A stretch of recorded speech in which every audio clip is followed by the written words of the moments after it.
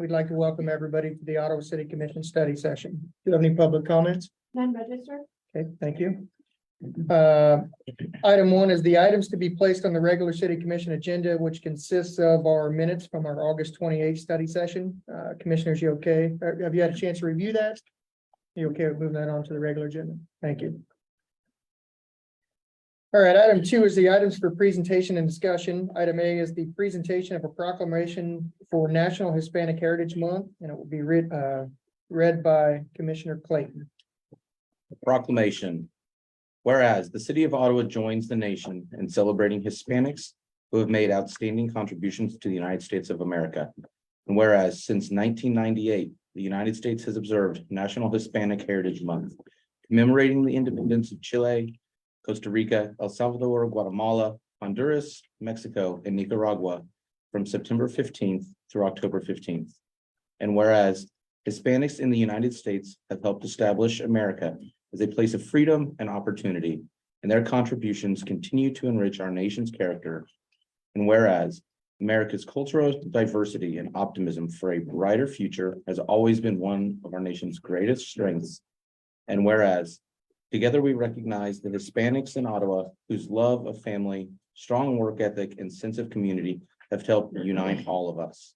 Now, therefore, the governing body of the city of Ottawa, Kansas, does hereby proclaim September 15th through October 15th, 2023 to be National Hispanic Heritage Month in Ottawa, Kansas, and encourages citizens to celebrate our unique and vibrant history. Signed, it's 11th day of September 2023 by our Mayor, Eric Crowley. Thank you. It says it's presented to Donald. You want me to present it to Destiny? Yes. Destiny? I think they're gonna want to get a couple pictures of us if you don't mind. Where you want us? Just right over here. Okay.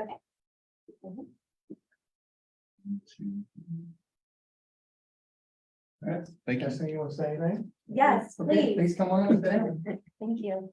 Sit here. Yes, Yes, please. Okay. either chair. Okay, Yeah. thank you.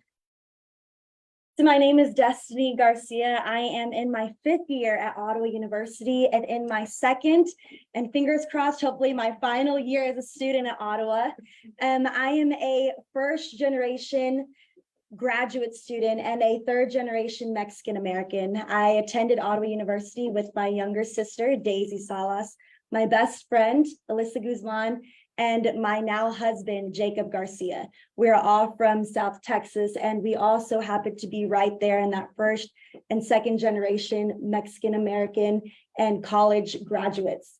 But before me was my parents. My sister and I are legacy students of Ottawa University.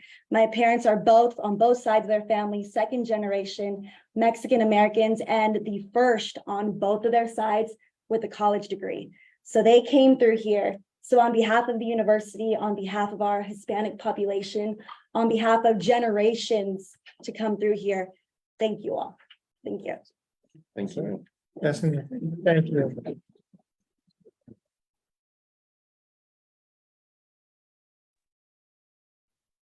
All right, that'll move us on to item B, which is the resolution of intent for industrial revenue bonds, IRBs, for Hasty Awards expansion. Is Tyler on? Yes.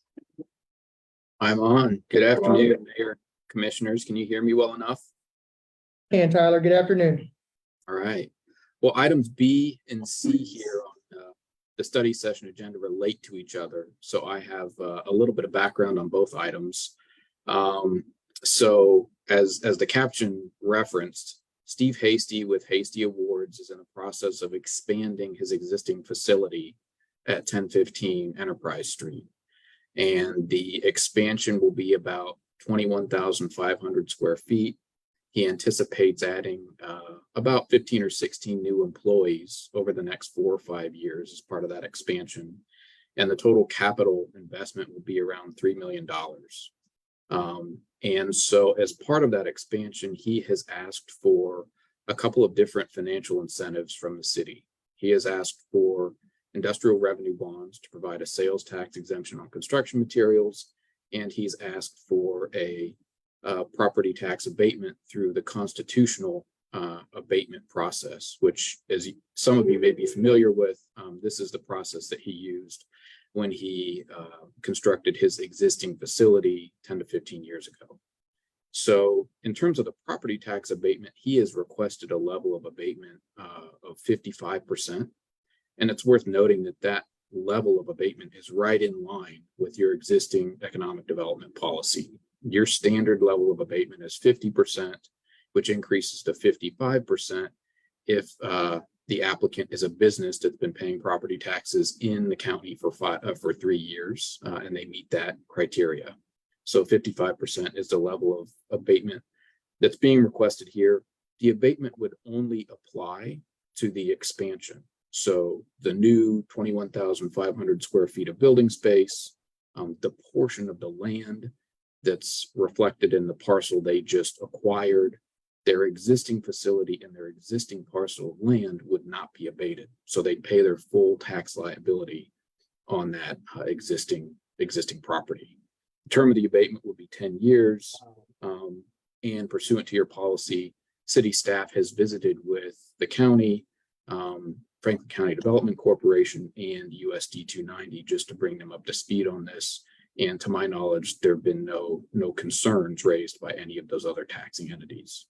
So I will pause there and just see if there are any questions on things to this point, and then I'll continue with sort of what the specific requests are for the commission this afternoon. Commissioners, any questions for Tyler? Not at this time, Tyler. Okay. Well, the specific requests for you this afternoon are twofold. One is we should have documents in substantially final form that we would like you to place on your September 18th study session agenda for consideration. That would be the resolution of intent for IRBs and the resolution of intent for the constitutional abatement. So that would be our first request. Our second request is we plan on publishing and mailing notice at your October 4th commission meeting. We are anticipating bringing to you both of these resolutions of intent, but also having a public hearing on the abatement, and we need to mail and publish notice of that.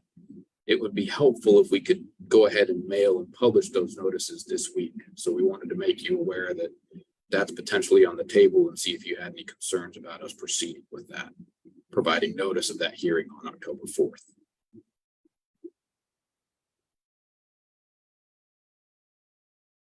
Commissioners, do you have any concerns with them moving forward with the notice of public hearing? I have no problem with that. That 3-year thing about the paying property taxes, I'm sure Hasty's paid probably 10 times that over 30 years plus, perhaps personally and professionally in his business. And so I certainly see that it fits well within our parameters to grant this, but yeah, I'm all in favor of moving forward on this, Mayor. Same. I don't have a problem with the notice, publishing the notice. My question is that you're planning on presenting the document on the 18th and you want movement on the document on the 18th, or am I hearing that wrong? No, and I didn't clarify that well. So we're asking to place this on your agenda for consideration on the 18th, but not formal action. On the 18th, you would approve it for formal action on October 4th. So formal action would occur on the 4th. And actually, this is really the first of 2 sets of commission actions on each item that are necessary to put these incentives in place. So on October 4th, you take your first action on the IRB, and on the constitutional abatement, Mr. Hasty would proceed with constructing the expansion in probably late first quarter, early second quarter of 2024. Staff and I will be back before you for additional proceedings, approving the issuance of the industrial revenue bonds and formally granting the constitutional abatement. So that's kind of the roadmap of things to come. Thank you, Tyler. Well, Tyler, I certainly think you have the consensus of moving forward on the notice of the public hearing. Very good. Commissioners, I think everything else will come to us next week in our next study session, so we can review for the October 4th regular meeting. Anything else, Tyler? I think that's it. Thank you all. Thank you. Appreciate your time. All right. Take care. All right, item D is the 2023 standard traffic ordinance with Chief Weingartner. Good afternoon, Chief. Good afternoon, Mayor. Commissioners. Items D1 and 2 are the standard traffic ordinance update and the uniform public offense code update that we bring to you each year. So after the state of Kansas updates and publishes their laws after the July 1st state law requirement deadline, then the League of Kansas Municipalities goes out and updates the two ordinances that we adopt here in the city of Ottawa to regulate traffic regulations and criminal regulations, which are the STO and the UPOC. And included in the packet is in updates that the league put out, basically just a summary of a few of the ordinances that are updated each year. Most of them are really just procedural or cleaning some things up in the language. There's really no new information that we're not already doing in the existing ordinances. We just come to you each year and ask for approval to put these on the next regular meeting agenda for approval and adoption of the ordinance that's required after that.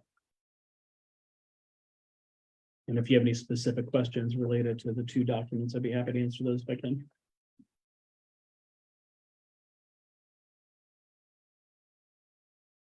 Commissioners, do you have any questions for Chief, either on the standard traffic ordinance or the uniform public offense code? Would you like to review those again, or do you want to go ahead and move those on to our September 20th meeting? I think we can. Move it. We'll move both of those on to our September 20th meeting. Okay, thank you. Chief, thank you. Thank you. All right, item E is to receive and file a report for the Old Marie River Run Car Show. Chief? Just wanted to bring a short update to you, kind of update you, the other departments, and certainly the community about plans that are finalizing this week as we get ready for our community's largest event after our community's second largest event just got done from this weekend, which certainly went off really well. And the weather was absolutely perfect for the Power of the Past tractor show and huge crowds down there over the weekend. So that was a good time. But I just got to put together a short slide presentation of information, kind of the top 10 things I think are going to be important for us to keep an eye on as we go into the week. So certainly this event takes place down in Forest Park. The park is closed later this week to allow the car club time to set up. You know, it's really helpful that the tractor show is this weekend and the car show follows, because some of the infrastructure that's in place in the park stays. So it's a little bit less work for some of the organizers to get that ready, but certainly the park will be closed over the weekend. We'll have volunteers and police services out there Friday night and Saturday night monitoring the park, including extra patrols by the officers and volunteers to make sure that everything's safe in the park. Friday night from 5 to 9, there's a concert and a cruise in the park. So they used to do this in some other locations around the community, but they've now since centralized all that activity in the park, which I think is a really good thing. So Friday night, there'll be a concert and some other cars in there. And then certainly Saturday, the big event is the cruise night downtown. Parking will begin being restricted in the central business district from 4 o'clock on Saturday through the close of the event, which generally the actual cruise night ends at 9 o'clock this year. And then it takes us about an hour, hour and a half or 2 hours to clean everything up and then open the streets back up. But this Saturday will be the cruise night. There will be advanced postings of parking restrictions downtown on the poles. We have some scheduled media releases already set to go out to remind the public about this. We're going to set our message board up in City Park for traffic traveling north, kind of just as that visual reminder about, hey, Saturday afternoon, please don't park downtown. But if you are and we can't get a hold of you, then we have a procedure in place on how we're going to remove those cars at no expense to the owners. Registration is going to be open on Saturday at the Franklin County Visitor Center. We'll have message boards out on 68 Highway, Logan, coming into town, directing car club members where to go. So they have off-site vehicle registration at the Franklin County Visitor Center. So then if you have to trailer your cars in, the next stop would be Orlis Cox, and we'll have signs directing you there as we get closer to 68 in Maine. And then the trailers can park and offload at Orlis Cox, and then folks can drive their cars into the park. And then certainly, of course, the big event again, cruise night, Main Street parking. no parking after 4. We'll have a group of officers that go out before 5 p.m.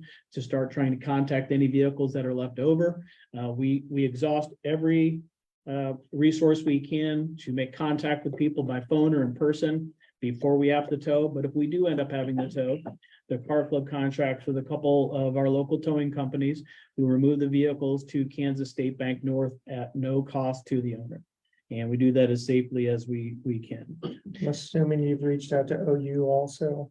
I know they've got quite a bit of students that live downtown. We so- will this week. That'll be part of that conversation about contact residents, make sure that they're cleared off of there. Thank you. You're welcome. And then for the cruise night, the car club is really in charge of that. We're really just an assisting agency, keeping the peace agency down there.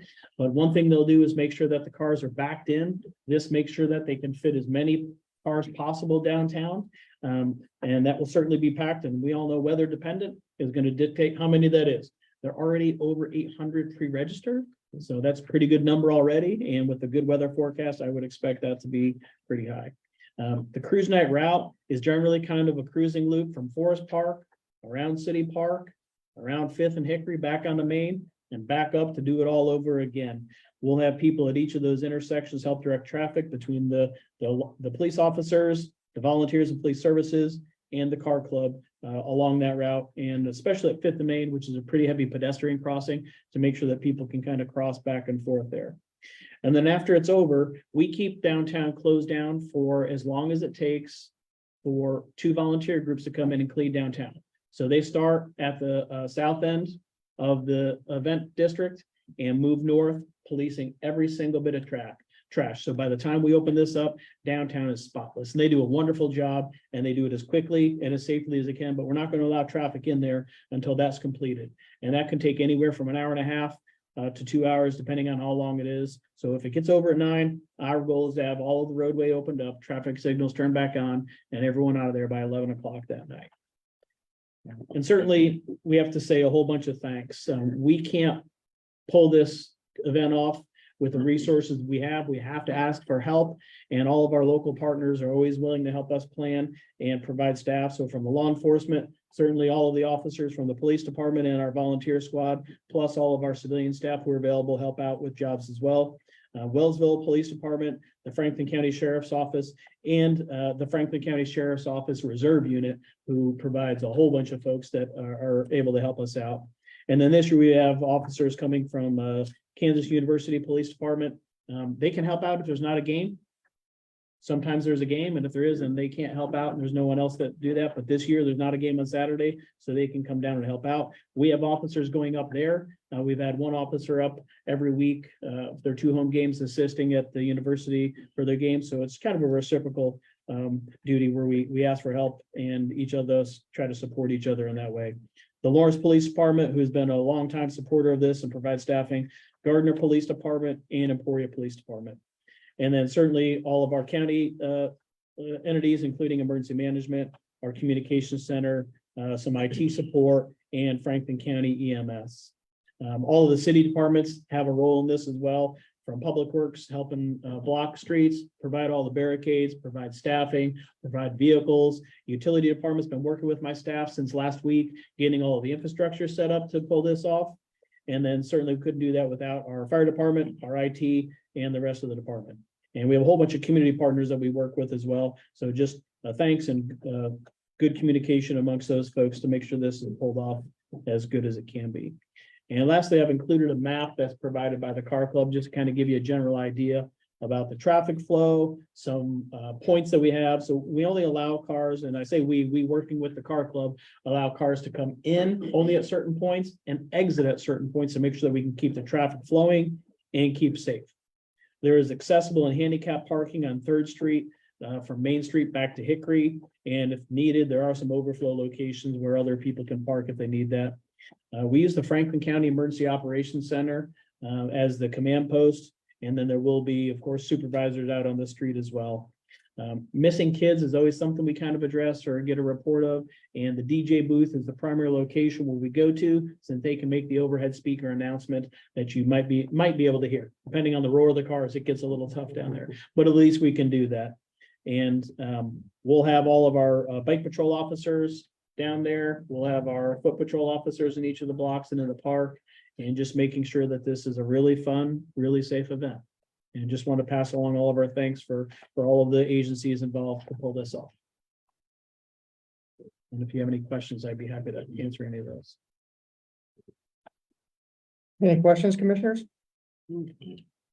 Chief, thank you for that information. Yeah. Great information to have and certainly for the public to hear and to all the departments that are going to be involved. It's an exciting week for It is. sure and excited to see another one. So thank you. All right, thank you. Just a quick question. We haven't really had any incidents that I mean, in the past, have we? I mean, I'm glad we've got a heavy police presence to maybe deter, but has there been any? There hadn't been. During the car show, during the cruise night, the answer is no. Okay, good. After it's over, there have been some times when the patrol officers are busy, so we do actually schedule a little heavy on the patrol side for after that.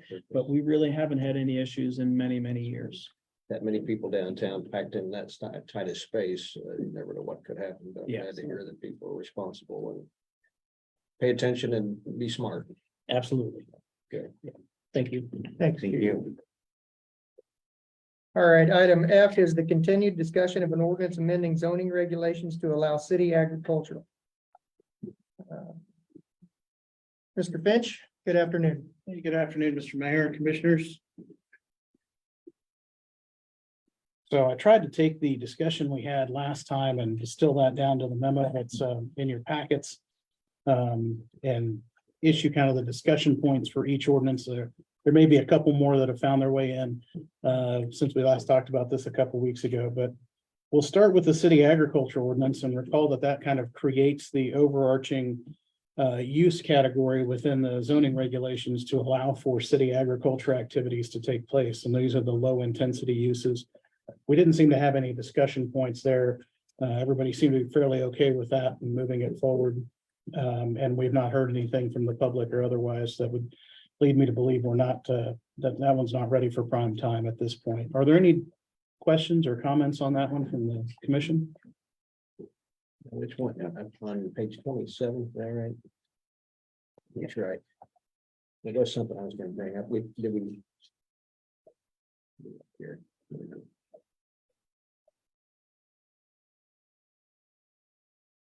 Right now, you're talking about the time frame. Is that right? You're not talking about the details within the ordinances? This is just the first ordinance.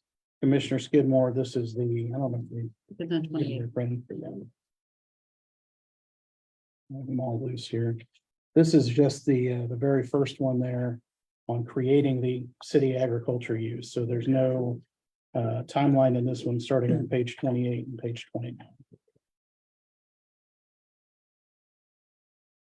Okay, there's no questions on that one. The B keeping ordinance had a few more questions. I tried to incorporate some of those issues raised by citizen comment that day. And so some of those included the time frame of the 30 days notice before bringing in the new hive. And the time for the city to issue a license, beekeepers registering with third parties, and timing on nucleus colonies and maintenance of water. And I know there were some questions about insurance that I want to address too. So just to kind of go through those in order, the time frame on the 30 days is simply so that we have enough time for the city to know where and how many hives there are throughout the community. We've relaxed the registration requirements considerably for beekeeping. If you'll notice in the ordinance, it's as simple as an email to the email address that the city provides. So it's not meant to be onerous. And while someone may be approved or have a lot size that allows for 3 or 4 hives or more, the idea that we're going from 1 to potentially multiple in a location augurs in favor of saying, hey, just let us know that they're there. And it may well be that they provide notice, and if we're going to have the community development department oversee this, they might immediately send back, okay, we've got your request for an additional hive, it's approved, and they can bring it in sooner than 30 days. This is just the notice requirement. It doesn't mean that the city can't allow it to be brought in sooner than that 30-day restriction. My recommendation to you would be that this is not inconsistent with other cities in the surrounding area, and my recommendation to you would be to keep it. Is there discussion or decision think that makes sense. If we find it's creating a problem again, we can always come back and we do this all the time. We make changes to ordinances if they're not working out. The second was, should there be a required time frame for the city to issue a license? We don't do that anywhere else in the municipal code. And you'll note that the language in the ordinance is that upon request for a license, the city shall issue the license. Provided we have the requisite information, which is really just the location and the number of hives. This is not a burdensome application. This is not one that's going to take folks a long time. And the language there is very mandatory. We will issue the license. We shall issue the license. Rather than try to put staff behind the eight ball saying it's got to be within 48 hours or 3 business days. I think if we had a problem with staff not getting permits and licenses out, you would have heard about it by now. My recommendation would be to not make this change at this time. Yeah, I don't think we should burden them with the time frame because we never know what could be happening at that particular moment. And it could delay that possibility. Third was requiring beekeepers to register with the third-party Drift Watch website. My understanding is that's put on by Purdue University. I'm always concerned when one of our local laws requires action with a third party. And the initial thought is, what happens if Purdue University stops doing Drift Watch? And now we've created a condition that's impossible for a beekeeper to comply with. It also may well be that there may come a time where that becomes a paid service where someone has to pay to register. It may become an impediment to someone practicing this hobby. And really, the presence of the hives and the registration that we'll have locally will give just as much information as we continue. And the city manager's made a priority for our GIS systems to be used more and have more robust build out of those capabilities. This is exactly the kind of thing that we can do ourselves and post where those hives are located. So I would say at this point, my recommendation would be that you consider not going forward with a third-party registration requirement. It doesn't mean that we can't suggest it. Absolutely. It doesn't mean that it can't be best practice to do that, but not a requirement. Absolutely.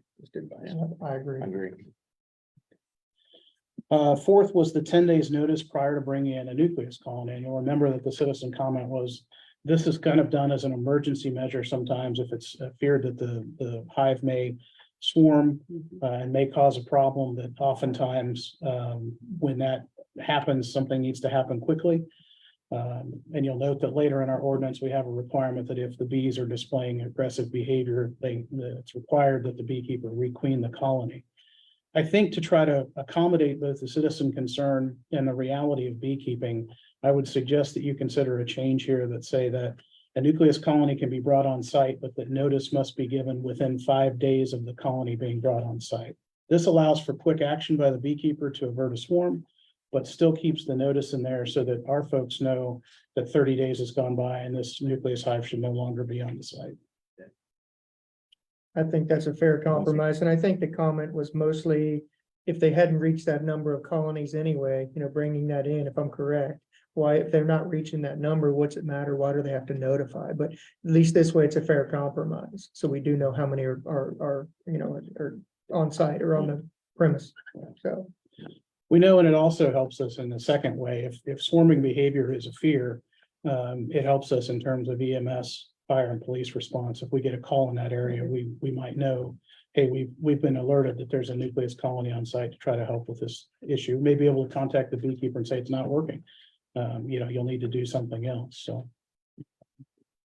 And then the last one on the list was the dates in section E on when water is maintained. There was some concern, commissioners, as we talked about the idea that when, bees need to be looked after, they need to have adequate water at all times. And in talking with some folks in this area, I think that we're safe to remove the date restrictions in there and just say adequate water at all times, and that would be my recommendation too. The other point that was raised by Commissioner Graves, even though she's not able to be with us today, was about homeowners insurance and do homeowners policies cover a bee swarm? Obviously, we know that there are kids and adults who have allergies to stinging insects and to bee venom, and what is the state of insurance on that point?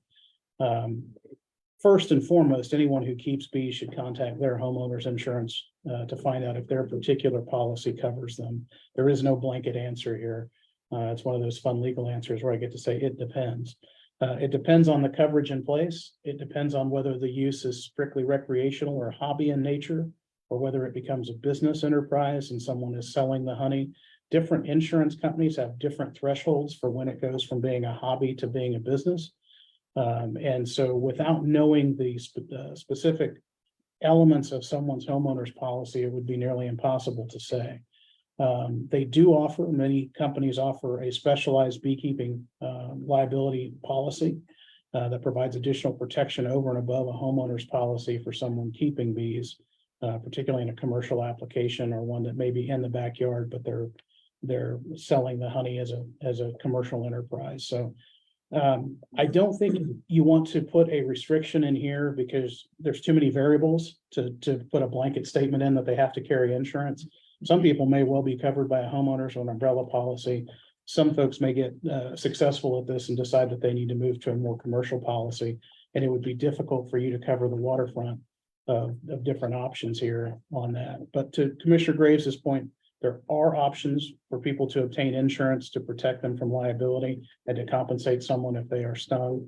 I do not see liability for the city in permitting this activity any more than for permitting anything else where accident may occur. And we certainly know there are plenty of activities and plenty of animals that are kept where that can be the case. So that's kind of a rundown for Commissioner Graves's question on insurance and just to kind of give you a 30,000 foot view. Are there other changes that you all want to talk about or consider on the beekeeping ordinance?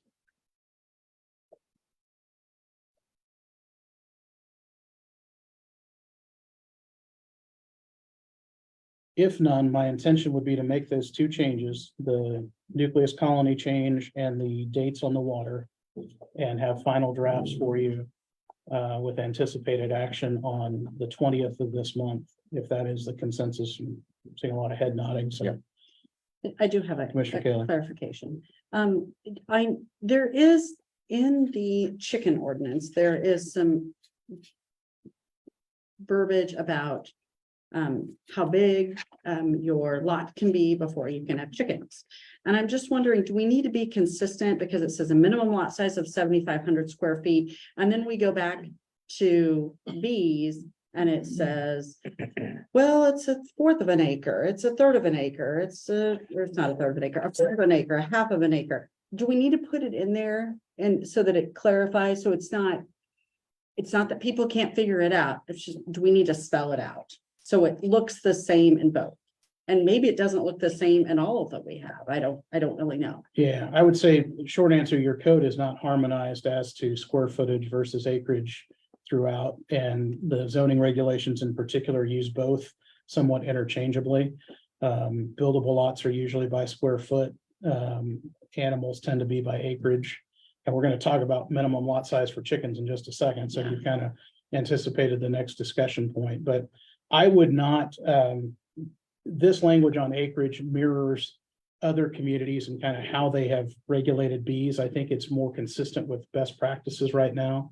And I think if we want to get into minimum lot sizes on chickens, which is a bit of a different situation, I'll give you kind of my rundown on that when we're into the chicken thing. So if you want to maybe hold this and we'll come back to minimum lot size for bees, is that okay? Sure. So first item under the chicken ordinance is a minimum lot size for chickens. The guidance that was given to me in drafting, and I was not here the day that you discussed this with Jenna, was that you all had reached a consensus that the minimum lot size on which you wanted to allow the keeping of chickens was 7,500 square feet.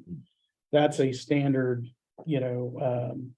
lot size. That's your minimum lot size now for residential development throughout the zoning regulations. You do have lots smaller than that. I did a quick survey today on the county's GIS website. The smallest lot I found inside the city was about 2,700 square feet. So they get pretty small. You've got some of those that are on corners where they're not a full depth lot all the way back to the alley, and they're only about 50 feet across. So Some of them get pretty small pretty quick. Those lots probably you can't, with the setbacks that you have here, you probably can't put a chicken coop on a lot that small anyway. It really is a question to you all, a policy decision. Do you want to have a minimum lot size for the keeping of chickens? If you get too small a lot, obviously the setbacks also kick in and that can become an issue. But this is the language, this is the number that was given to me in the minutes from the discussion that you all had with Jenna. So happy to change that. That lot size you described is not even buildable for a house, right? Yeah, there's houses on those lots. They're grandfathered in. Existed. Oh, Yeah. okay, well, but then they would not be eligible then for Right. a chicken coop if they, like I said, the setback or a distance from a home that we're gonna talk about here pretty soon too, but that'd be. So do we I think- differentiate between an empty lot and a lot that's, that's occupied by residents? I mean, cause I mean, I shouldn't, the person that's living on the 2,700 square foot lot shouldn't be, not allowed to own chickens, I guess, just because that's the lot they bought and that's the one they live on. Whereas if that was an empty lot, I could see how we could say, yeah, I don't want to make that just a chicken coop, Right now, as written, it requires the single family residence be on the lot. Okay. So. Okay, so good. I was just thinking of almost a conditional use at that point. So you're not saying no. And maybe it is that it comes and, you kind of have to see if it would work. I obviously think maintaining chickens yourself, there's a lot of financial implications that go with that. And I would think some of these smaller lots, you're probably, the people who may want chickens on some of these smaller lots. I just don't want to say a no. I'd rather have 7,500, just do your, standard permit, or below that, there's a process in place.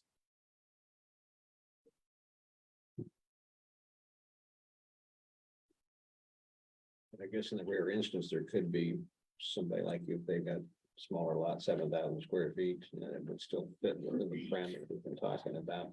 To have that number, is that what you're saying? You hate to have a limit on this ordinance for the square feet? Yeah, on the 7,500. I think, if this is just, for your standard permit, you come in, just apply for it, 7,500 square feet. But that there would be a process, kind of like Brian talks about, working to yes, like how can these people, do they have a process or an avenue to follow to get it? They still might not get it. But would there be something that they could do? A conditional use permit be issued. Or, similar to like, the building code of conditional use, something along those lines. So they could have, yeah. Another alternative, just to throw out ideas to you, would be that you, right now, above 3 acres in size, a permit has to be obtained. You can keep more than 4 chickens at that point. So you can imagine a larger lot or a lot maybe towards the edge of town where you tend to see larger lots could have that permit. And borrowing some language from the beekeeping ordinance, which is what Commissioner Kaler kind of hinted at, you could say on lots up to 3 acres or lots less than 3 acres, no more than 4 chickens can be kept, and then they have to go through this permitting process. What that will do is open it up to every lot.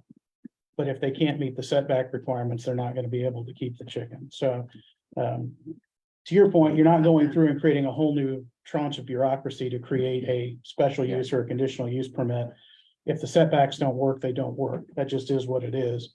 But if the lot is small enough and the neighboring structures are far enough away that they can be kept, no closer than 50 feet to an adjoining dwelling, then every lot up to 3 acres could have 4 chickens if they follow the permitting process.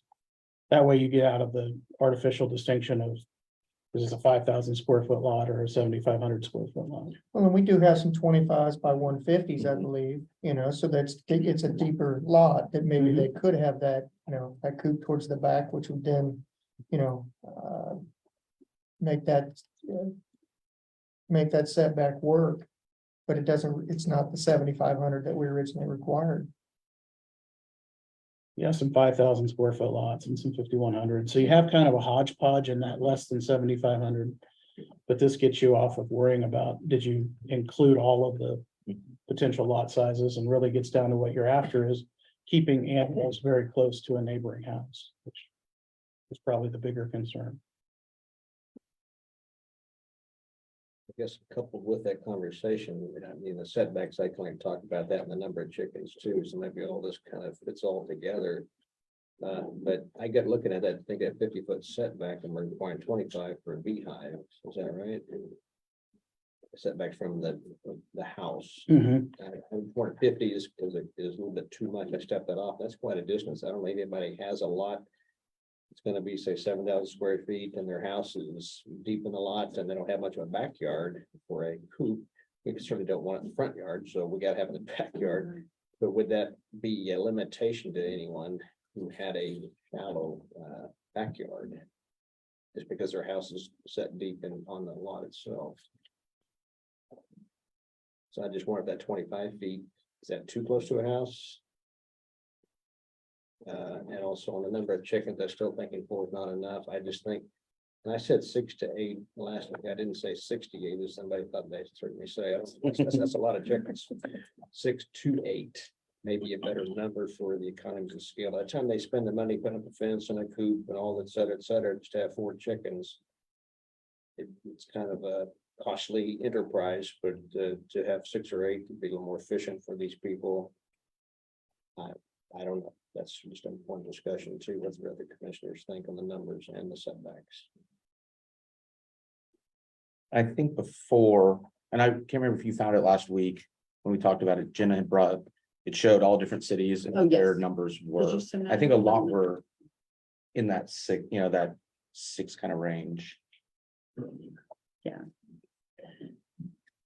mean, just if we think about it, and I could be completely wrong, and the internet is always true, says Abe Lincoln. But 1 acre is 43,500 square feet. So I mean, if we're talking about a 2,500, I mean, yes, that's a really small acre. I mean, that's a really small lot. And if I'm living next door to them, I have had some citizens that actually reached out to me and they just flat out against having chickens, period. And they don't want it 10 feet from them. They don't want it 25 feet from them. So I'm hesitant to roll all of that back. I think that we could put this into place or consider this. And then if it becomes an issue, much like bees, if it becomes an issue, we modify ordinances all the time. So I think we start somewhere and we can modify. This isn't the end all be all. This isn't probably always going to stay this way. Once we make the ordinance, we can change the ordinance.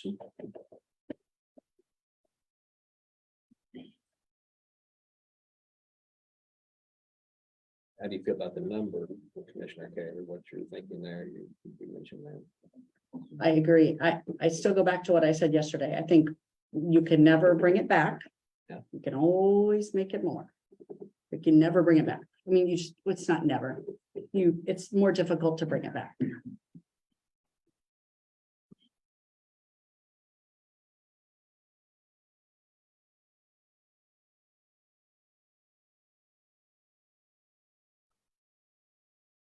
I don't think some citizens are never going to be happy with 4. Some citizens are not going to be happy with 8. Some people are not going to be happy with 48. Some people, yeah, or 68 or what, I mean. Most people are this- against that. And so we have to Yeah. start somewhere.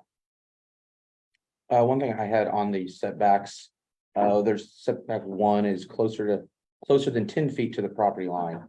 And I know it's 5 feet for like an accessory structure. You build a shed, you can build 5 feet off the property line. To me, it would almost make sense to kind of stick in that definition to me. If you're, building a chicken coop, why does it have to be further than a shed would? And it might be easier just having kind of consistent setbacks. Which is thought I had on that.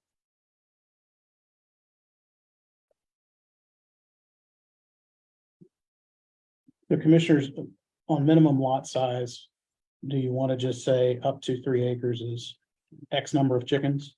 Yeah. Or we have agreement on that? Yeah. I think that makes it easier. On the permit itself, and we're working our way to the other questions. On the permit itself, remember that I purposely left this in that the city clerk, the permit can be approved by the control officer and issued by the city clerk. City clerk issues our permits and licenses typically. We've also got, some language that says assistance from the community development department shall determine whether to approve. Is there consensus on whether you want the animal control officer involved in the initial determination, whether you want that to strictly be a function of community development?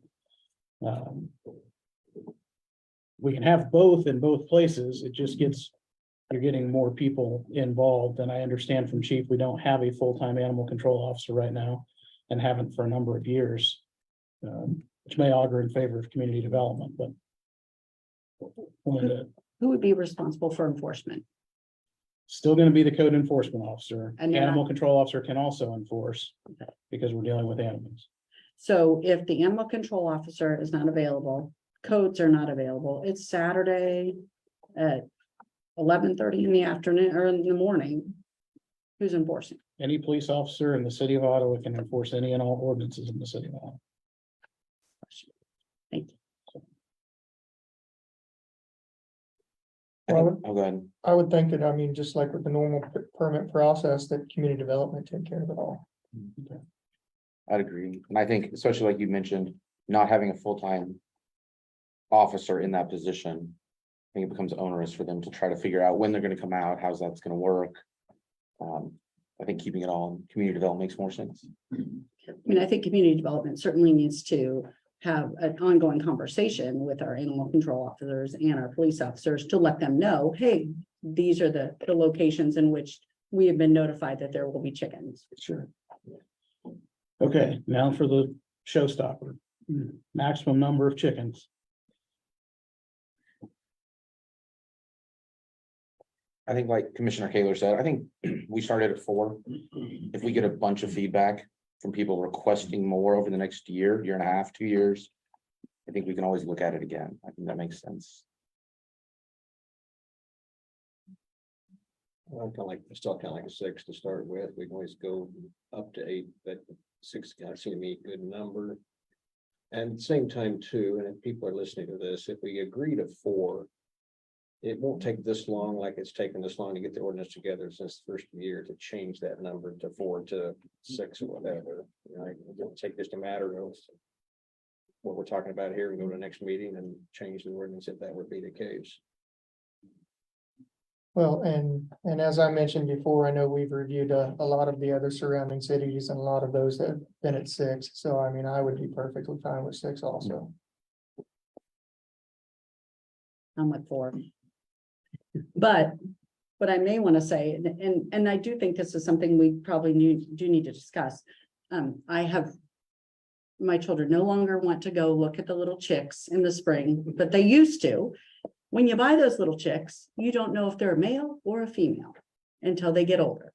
And so if you buy 4 and you end up getting 4 roosters, probably need to discuss what will happen if you figure And out that'll that. be 8 drumsticks. Yes. Well, there's no slaughtering on the premise outside. That's why they're actually getting the chicken. Yes. So what happens there? I mean, so if we only have, so what happens there? I mean, there's got to be some kind of grace period in which individuals who bring a chicken and they don't realize if they have a hen or a rooster, if they need to rehome that rooster to its space. There is no grace period written into this. I know, ordinance. but And I'm reluctant to write those I know. in. Your staff, like you, seeks to find the right and judicious and discreet, I mean that in terms of discretion, when they're enforcing these types of ordinances. And I think, given that scenario, Commissioner Kaler, I think that no one's going to be in a rush to go out and enforce the rehoming of those roosters, but I don't know how you would write that in and be able to prove the scienter element, the knowledge element that would be required to get there. So. I guess I'm not suggesting that be written Yeah, in. I just am trying to put that on the table that you don't know what you're getting when you buy. You could split the baby and go 5. say it. There, That'd be any- you're good. Well, I reached out to Commissioner Graves. And Commissioner Graves would be okay with 6, but she's okay with 4 also.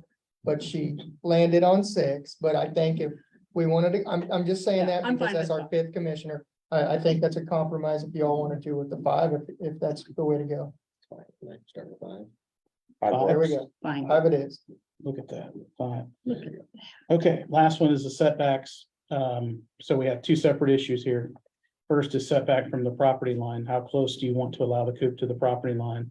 And secondary to that is the issue of how far from an occupied dwelling. So from the next door neighbor's house. We already require they're in the backyard. That's a given. Well, so we're talking about the neighboring house, how far away, and what about the owner's house? Do we have any setbacks from the owner's? No, house? they can be close to the owner's house. Okay, I misunderstood that. So yeah, I agree with 50 feet from that neighbor's house at least. Okay, And I don't, you see, right now we're talking about 10 feet from the property line. yeah, I guess I'm kind of fine with that too. If I was next door to it, if I felt better about having a little bit more space than a machine shed or a tool shed where you have nothing really in there except your lawnmower, it doesn't really matter to me, but I don't know, to me, I have chickens that close to their own neighboring property. I think 10 feet is probably a little more of a setback I'd go with.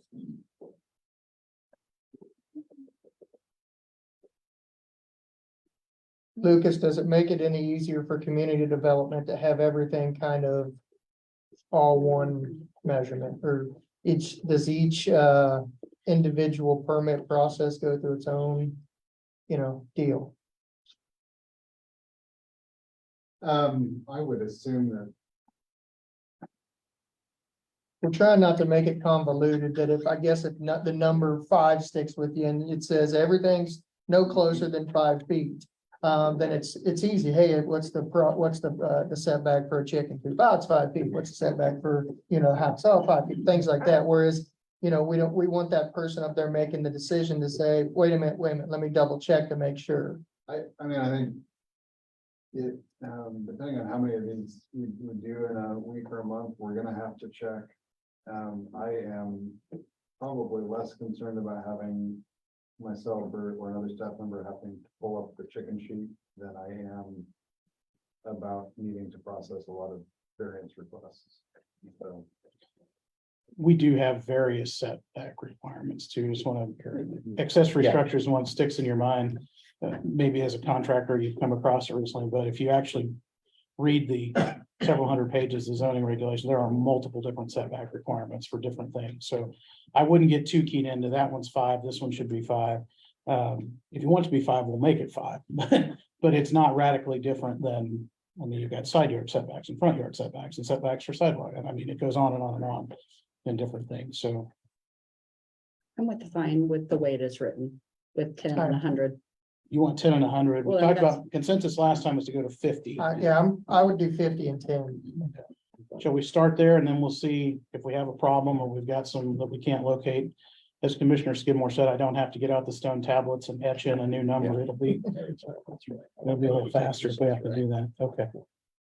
Last one that's kind of a new one on this, Commissioner Kaler had asked about the penalty provision. In the beekeeping ordinance and in most of our zoning ordinances, first time violation is a C misdemeanor. And then it's B for a second or subsequent. Would you like that to be consistent between these two? Yes. I will do that. The last question for you, and it's kind of a bifurcated one. We're talking about the chicken fee resolution now. What's the proper permit fee for this? And I had reached out to community development, and Lucas can speak to this. He had suggested that perhaps we consider a multi-year permit and some reasonable fee.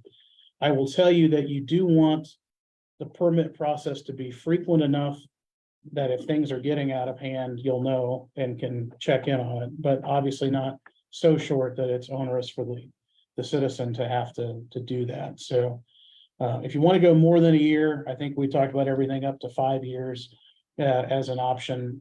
I would probably settle somewhere in the 2 to 3 range, and then you can always work up, but see how the program goes initially. And Lucas, I think you had mentioned a modest fee I think I said $50 for the 5-year permit. with what we're doing generally. So $10 a year, I think is kind of what that broke down to. So I guess, do you want to do a multi-year permit, number one? If so, what fee do you want to charge? And those are your staff recommendations. For these, is there a difference between year one, I don't have a single chicken coop. I'm applying to build a chicken coop and house chickens. Then subsequent years, I'm just registering my chickens, correct?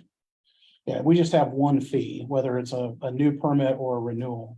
And the reality is that $10 won't cover the time it takes to go out and look at the property and come back. We're trying to set it low enough to not infringe on someone being able to engage in this activity.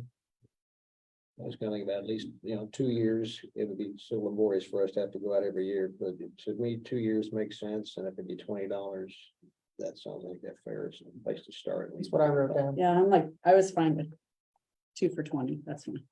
Last question, promise. Commissioner Skidmore had talked about the idea of maybe if you all pass this on September 20 and it goes into effect upon publication, allowing for some type of waiver, if someone came in November, that we could prorate or give some kind of discount. Given that you now know the fee to be pretty minimal, are you okay with just and starting with the fee instead of trying to prorate for 60 days, or since we're not doing it year after year, it'll be a 2-year permit? I think that's fair. Okay. Well, from here, commissioners, I will make these changes. You'll see these just the layover on your agenda for Monday, the 18th, but not as a discussion item unless you want to pull it to discuss it. And otherwise, I think we have consensus to place all 4 of these on your agenda for the 20th. Is that correct? With those changes? Does it become a bookkeeping nightmare to have them, if they pull a permit October 1 to have their chickens, and then we're having to track everybody for October 1 or everybody for October 8? Does it make sense just to, Annually? Yeah. From the year end start? or- yeah, I mean, I don't, I'm just We'd trying to probably figure out just start them for bookkeeping. 24 and 25, so they're gonna end up getting a bonus 60 days. Yeah. So, Pretty good, yeah. sound good? Any other questions for me on bees or chickens? And Okay, thank you. Thank Thank you. All right, moves us on to item J, which is comments by our city manager. Thank you, Mr. Mayor and City Commissioners. Just want to go over a couple of operational highlights, particularly with the water plant. You got some pictures there of crews working on some pumps regarding packing seal and replacing the motor on pump number 2. Also want to point out that previously we had reported 1.5 million gallons per day being treated and distributed into the system. And previous week, that number was up to 2 million. Also want to point out the picture of a water line repair, as well as a before and after on our sanitary sewer line rehabilitation for our cast in place, which you can tell that the clay tile there's cracking and starting to degrade there in that middle picture. And then you have the cast in place treatment on the right hand side showing the kind of before and after impact of that maintenance program. The water reclamation facility, our crews drained the clarifier and applied and leveled gravel at our lift stations where they had settling, and also addressed some air leaks within the UV wiper system. And they're working on the digester number 2 for routine inspection and preventive maintenance this week. Electric production, we had a new employee start on September 6th, which was Reagan Tegmeyer. And they're continuing this week with completing work on the cooling tower sand filter pump and scheduled maintenance for generators and our control units. With distribution, Superintendent Ed Thompson reports that work in restoring the system following the July 30th storm should be completed sometime this week, possibly next. Last week, crews set poles on Wilson and North Locust, where they continue work this week, as well as at the tennis courts. And then they have the lights ready to go for the upcoming car show. Warehouse, to install 900 electric meters for distribution throughout our electric distribution system. And they're beginning planning process for phase 2 for the spring of 2024 with the new rack system. Streets and stormwater. Last week's focus was on alleyways and maintenance to help improve water flow issues and alleviate its strain on our stormwater system. They are focused on potholes this week. And just want to point out that Parks is also working on, DJ and his team's working on preparation for the car show this week. Police department highlights for the week include the swearing in of Officer Christian Aiden today and Officer Caleb Savage on the 18th. There are currently 2 applicants undergoing background and polygraph for the recruitment process. And as we reported earlier by Chief Weingartner, the department's preparing for the car show this week. And also want to point out that the police department had personnel from all divisions participating in this morning's 9/11, December 11th, remembrance ceremony at Station 1, which was hosted by our fire department. And we wanted to just commemorate all those who've been impacted by the events of that day, especially those impacted by the loss of the 2,977 killed in the attack. Chief Matthias reports that Captain Stuart Wolzen has been deployed with a group of 10 firefighters to the Redding, California South Fork fire. And as of December 7th, there are 687 personnel on a 3,929 acre fire. That's 75% contained. This is a 21-day deployment with the Kansas Forest Service, and I provided a link to the official fire information website. It can also be searched on Facebook and other social media outlets by hashtag South Fork Complex. Want to also point out from administrative highlights that the municipal auditorium Director Evans reports that the remodel progress continues with drywall work complete and the finishing touches on the concession area. It's currently underway with flooring contractors on site this week preparing the floors for new carpet, and painting continues and is almost complete. Director Rapp with HR and her assistant Danielle Mingle Melick report that they processed 11 applications for 12 vacancies. We currently have 5 in PD for police officer, 2 vacancies for volunteer firefighters, 1 vacancy for HR receptionist, journey level lineman, parks laborer, city planner, and maintenance clerk. So those are the highlights, and that concludes my report. If there are no questions for myself or any of the members of the city team. Thank you. That moves us on to comments by city commissioners. Commissioner Kaler. The 9/11 remembrance ceremony was well done today. So thank you, Chief Matthias, for putting that on, and thank you, Chief Weingartner, for your comments. Appreciate that. I think that's really about it for today. Thank you. Commissioner Clayton, None at this time. Mayor Pro Tem Skidmore. Yeah, check on the same comments. Thanks for hosting this, Chief. I think that's a good thing. This firefighter going to California, this is the first of our firefighters going on this trip. That's correct. Yeah, we didn't think it would happen as soon. But I was one of that too. Yeah, and we actually were asked to send another one to Louisiana, but we had to find a few stuff. Okay. And when I saw 10, I thought, wait a minute, that's with 9 other firefighters, not here. All over across the state. Anyway, that's exciting to see that happen. I'm sure it'll be good experience and good training for him as well, helping out people in Redding, California. But good, glad to see that. That's all we had. Great. I have no additional comments. I have a few announcements. September 18th at 4 p.m. here at City Hall, we have our next study session. And then September 20th at 10 a.m. we have a regular meeting. Is there anything else to come before the commission? I'll adjourn.